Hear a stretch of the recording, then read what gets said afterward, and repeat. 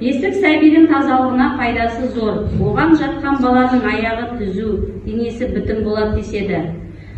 Бесіктің құрамына аша, өрік, жиде ағаштарынан жасалады.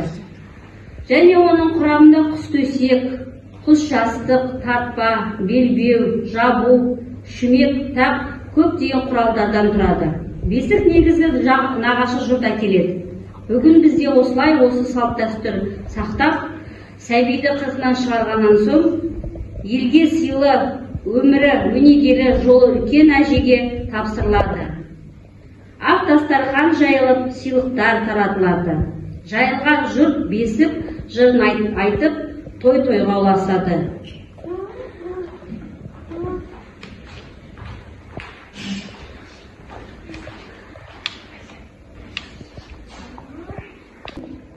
Ал балалар, мына біздің алдымызда тұрған бесік.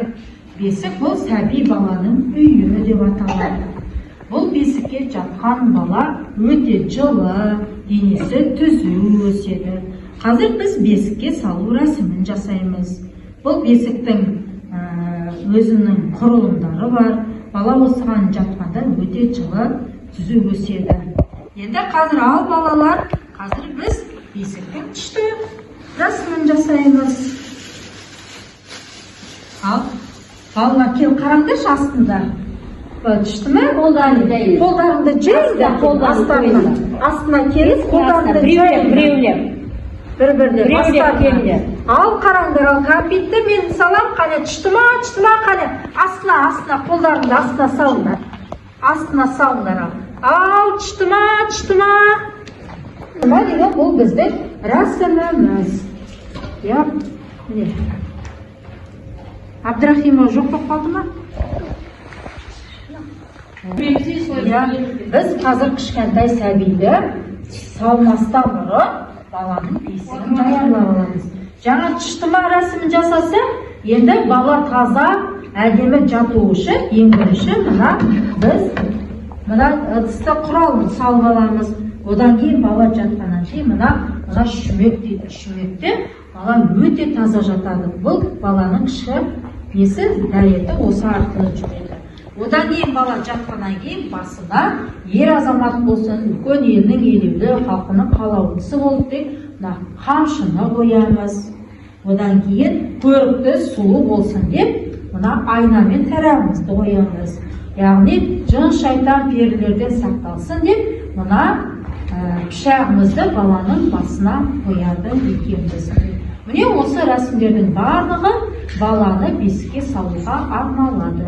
Одан кейін жаңағы рәсімді істегеннен кейін бізде баланың жататын үйін жын пәледен сақтасын деп біз аластаймыз. Аластағанда міне үш үйді бірге қосамыз да Бисмиллахир-рахманир-рахим. Тіл тигеннің тіліне, көз тигеннің көзіне сақтасын. Бисмиллахир-рахманир-рахим. Алас, жын шайтанынан алас деп осылай баланы аластап шығамыз. Баланың үйін аластап шығамыз. Енді баланы не істейміз? Бесікке жатқызамыз.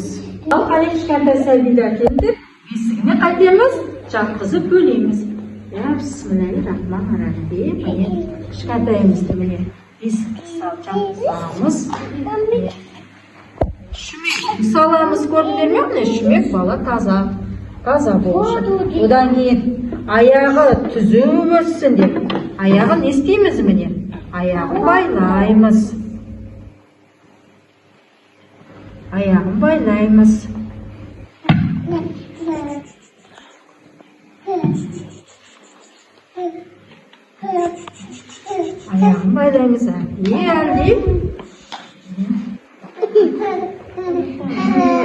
Одан кейін қолы барлығы түзу болсын деп қолын жөндеп байлаймыз.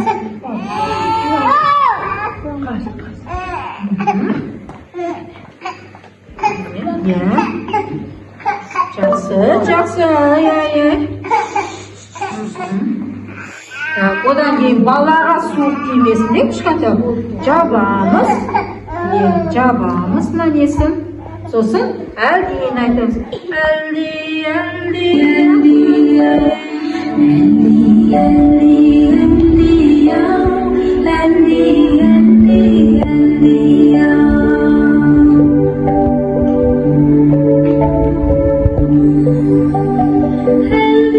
Eldi bolaşım